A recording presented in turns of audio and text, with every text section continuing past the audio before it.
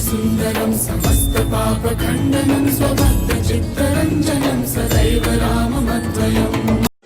कक्षा 9 हिंदी विषय में गद्य काव्य के अंतर्गत आचार्य हजारी प्रसाद द्विवेदी द्वारा लिखा गया निबंध गुरु नानक देव का अगला गद्य भाग है। गुरु जिस किसी भी शुभ क्षण में चित्त में आविर्भूत हो जाएं, वही क्षण उत्सव का है। वही क्षण उल्लसित कर देने के लिए पर्याप्त है। नव नवो भवसि जायमानः।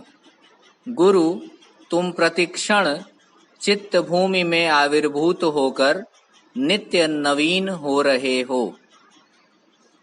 हजारों वर्षों से शरत काल की यह सर्वाधिक प्रसन्न तिथि प्रभा मंडित पूर्ण चंद्र के साथ उतनी ही मीठी ज्योति के धनी महामानव का स्मरण कराती रही है।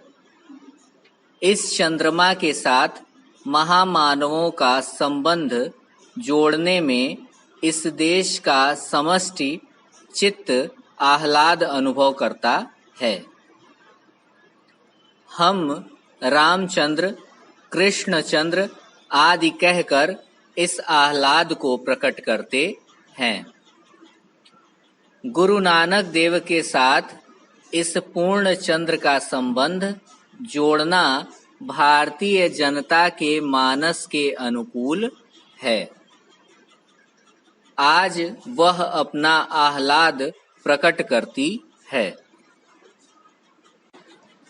प्रस्तुत गद्य भाग में आचार्य हजारी प्रसाद द्विवेदी जी ने गुरु की महिमा की ओर संकेत करते हुए कहा है कि मन में जब कभी भी गुरु प्रकट हो जाएं, वही क्षण हर्षित कर देने वाला, आह्लादित कर देने वाला होता है।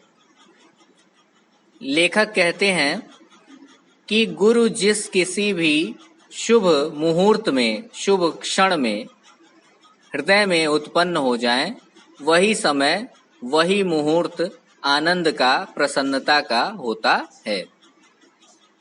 वह ऐसा समय है जो जीवन में हर्षोल्लास भर देने वाला होता है। परमात्मा की ये महान विभूतियां प्रतिक्षण भक्तों के हृदय में जन्म लेकर नित्य नया रूप धारण करती रहती हैं। सच है कि गुरु तो हर क्षण चित्त भूमि अर्थात हृदय में उत्पन्न होकर नए नए होते रहते हैं। भक्तों के लिए ऐसा हर क्षण उत्सव का ही क्षण होता है। हजारों वर्षों से शरत काल की यह तिथि प्रभा मंडित पूर्ण चंद्र के साथ उस महामानव की याद दिलाती है जिसने इस पृथ्वी पर गुरु नानक देव के रूप में जन्म लिया। इस चंद्रमा के साथ महामानवों का तादात्म्य करने से इस देश का समष्टि चित्त यानी संपूर्ण हृदय प्रसन्नता का अनुभव करता है।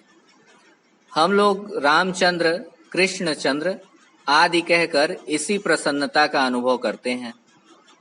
गुरु नानक देव के साथ इस पूर्ण चंद्र का संबंध जोड़ना भारतीय जनमानस के अत्यंत अनुकूल है। आज भारतीय जनता गुरु नानक देव को स्मरण करके प्रसन्नता का अनुभव करती है।